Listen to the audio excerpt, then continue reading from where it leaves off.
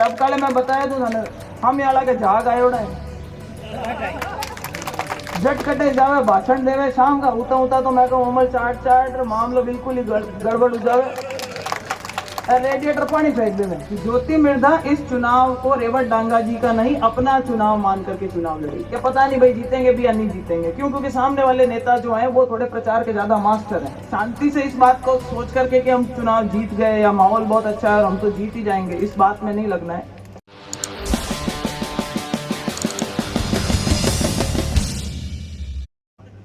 आज मैं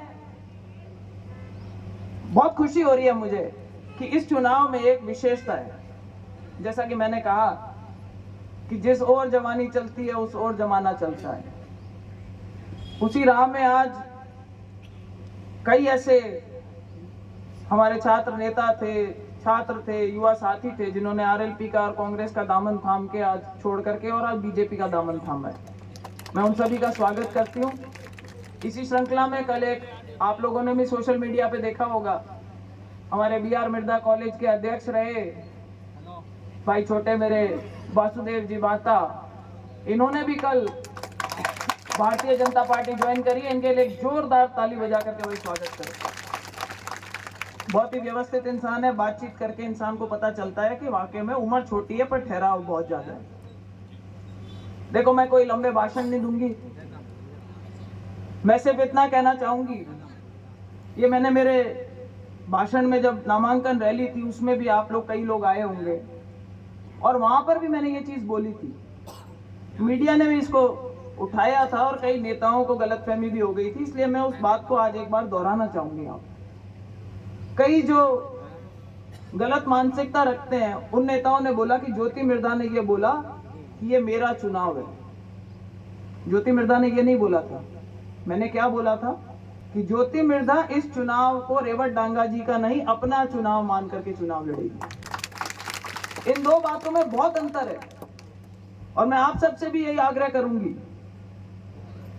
कि चुनाव, हर चुनाव जो होता है वो चुनौती भरा होता है और खींवसर का चुनाव तो वैसे भी आप देख लो पूरे हिंदुस्तान में हॉट सीट रहती है, चाहे कोई सा ही चुनाव हो जाए, तो इसको भी हम चुनौती मान के चलेंगे क्योंकि पिछले दो चुनाव में हमारा अंतर जो था वो बहुत कम रहा।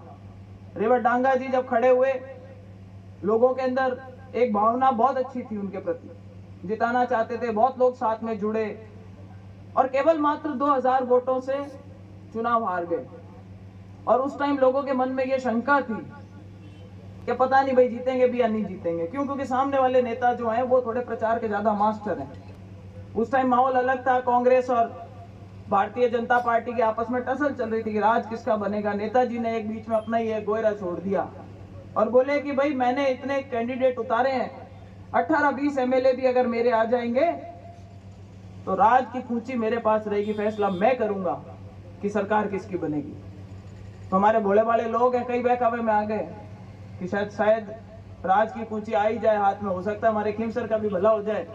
तो उसके चलते कुछ लोगों ने वोट दे दिए और रेवत जी उस मामले में केवल मात्र 2000 वोटों से पीछे रहे। लोकसभा का चुनाव हुआ, उसमें भी अंतर बहुत कम रहा, 4000 वोटों का अंतर रहा। मैं समझती हूं कि इस चुनाव में भावना भी भारतीय जनता पार्टी के पक्ष में है। सरकार अपनी बनी हुई है, केंद्र में सरकार है, राजस्थान में सरकार है, तो यह शंका तो किसी के मन में है ही नहीं कि भाई राज आएगा नहीं आएगा, वो शंका खत्म हो चुकी है। सरकार है, सरकार स्थिर है और अगले 5 साल तक ये सरकार रहेगी, इसमें किसी को कोई शक नहीं है। अगर मौका आया है दोबारा तो वो सिर्फ खींवसर की जनता के पास में आया है कि क्या अपन उस राज में भागीदारी निभाना चाहते हैं। तो भाई अपने को चूकना नहीं है, बढ़ चढ़ करके हिस्सा लेना है। एक बात हमेशा खींवसर के चुनाव में मैंने देखी थी, जो एक बहुत बड़ा अंतर मैं देख रही हूँ, सुरेश भाई साहब जहां कहीं भी जाते थे पहले एक बात रह करके बार बार सामने आती थी कि सब फर्जीवाड़ा रोक लीजिए, फर्जीवाड़ा रोक लीजिए। इस बार वो सुनने में ही नहीं मिला कहीं पे।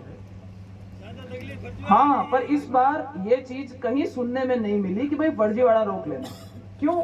क्योंकि आज की तारीख में बीजेपी का पलड़ा भारी लगता है। हर एक गांव में बराबर का या उनसे बड़ा धड़ा जो है वो भारतीय जनता पार्टी के पक्ष में। दूसरा, वो हर बार चुनाव लड़ते थे तो गठबंधन करके लड़ते थे।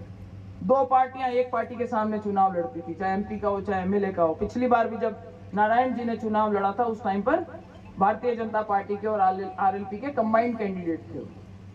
आज वो परिस्थितियां भी बदल गई।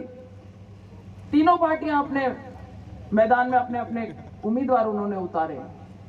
तो भाई सारी गणित को देखते हुए गणित भी इस बार भारतीय जनता पार्टी के पक्ष में। दुर्ग सिंह जी ने भारतीय जनता पार्टी ज्वाइन कर ली। अशोक जी चौधरी जो अभिनव पार्टी के थे, रेवत जी के टाइम उन्होंने चुनाव लड़ा था, कुछ वोट उनके बट गए थे रेवत जी के, उन्होंने भी इस बार समर्थन रेवत डांगा जी को दे रखा है। तो इसके चलते अब गणित अपने पक्ष में आ गई, सरकार अपनी है, तो मैं समझती हूँ कि हमारी राहें काफी आसान हो जाती हैं। लेकिन अब हमें शांति से इस बात को सोच करके कि हम चुनाव जीत गए या माहौल बहुत अच्छा है और हम तो जीत ही जाएंगे, इस बात में नहीं लगना है। बीजेपी की एक मैंने सबसे बड़ी एक कमजोरी देखी है कि जो मूल बीजेपी का वोटर होता है वो वोट देने कम जाता है। पोलिंग परसेंटेज पे हमें ध्यान देना है। इन चुनावों के नतीजे भी मैं आपको बताती हूँ, अगर विधानसभा में और लोकसभा में अपनी पोलिंग परसेंटेज अच्छी होती तो नतीजे शायद अपने पक्ष में हो सकते थे। तो वो गलती अब की बार दोबारा ना हो, हमें इस चीज की एहतियात बरतनी है। दूसरा, आप में से कई, मुझे मालूम है, मैं कई चेहरे ऐसे पहचानती हूँ जो यहाँ पर बूथ के ऊपर जिम्मेदारी निभाएंगे। तो हमारा तो काम यह है कि भाई भाषण दे लो, लोगों को जागरूक कर लो, कोई ज्वाइन करना चाहता है उसको ज्वाइन करा लो, कोई नाराज है तो उसको मना लो, कोई समाज वाले आके साथ में जुड़ना चाहते हैं तो उन्हें जोड़ ले। ये जिम्मेदारी हम सब नेता जो मंच पे बैठे अपनी अपनी तरफ से अपनी अपनी क्षेत्र में सब निभाने का प्रयास कर रहे हैं। आप लोगों से मैं ये उम्मीद करती हूँ कि बूथ की जिम्मेदारी आप लोगों को, जब वोट पड़ने का समय आए तो अपने वोट कितने रह गए, उनको कितने वोट डलवाने के लिए हमारे को व्यवस्था करवानी है, उनको जागरूक करना है, पर्चियां समय से चली जाएं, उनको हम बता दें और वोट डल जाए, इस बात पे ध्यान देना है। इतना ही मेरा आप लोगों से आग्रह है। और अब कल मैं बताया तो हम यहाँ के झाग आए उड़ा है, झट कटे जावे भाषण देवे शाम का उता उता तो मैं कहूँ अमल चाट चाट मामलो बिल्कुल ही गड़बड़ हो जावे, रेडिएटर पानी फेंक देवे। हमारे काले परसों एक भाषण दियो और भाषण में कहे कि भैया जीत भी जाए जना कहीं किसी मुख्यमंत्री बन जाए, कुड़ा में बैठी रही जना भाई कहने फालतू वोट बर्बाद करवाओ। मैं तो ही कहवा कि था रेवत जी ने जिताओ, पूरा पार्टी को जको बाहर है बाके लारे रेवेला, बाकी ताकत बन बाके मजबूती रखेला तो बन जिताओ। और मैं तो कहूँ कि कोई मंत्री कम बाकी ताकत नहीं हुए हैं, कोई इंतजाम तो आपा कर दे वहां सगला मंत्री मिल। तो भाषण वो कई देंगे, बरगलाने वाले भाषण देंगे, कई बोलेंगे उधर मैं जीत रहा हूँ इधर मैं जीत रहा हूँ। मैं कहूँ इस बार कंपटीशन चल रहा है कि चांदा पट्टी आगे रहे, सोलक आगे रहे या थड़ी आगे रहे।